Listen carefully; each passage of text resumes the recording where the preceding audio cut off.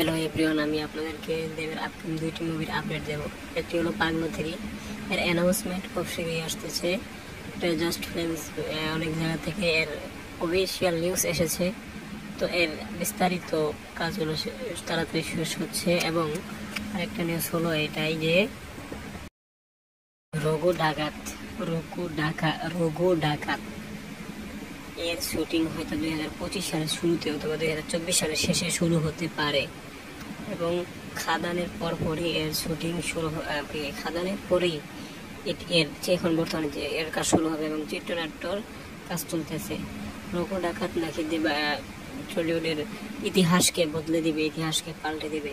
আপনারাও কি সেটাই মনে করছেন? অবশ্যই জানাতে পারেন আমাদের ভিডিওতে। তো আজকের ভিডিওটি এ পর্যন্তই। ধন্যবাদ পুরো ভিডিওটি দেখার জন্য। আরও নতুন নতুন ভিডিও পেতে আমাদের চ্যানেলটি সাবস্ক্রাইব করুন এবং পাশে থাকা বেল আইকনটি ক্লিক করতে ভুলবেন না। ধন্যবাদ পুরো ভিডিওটি দেখার জন্য।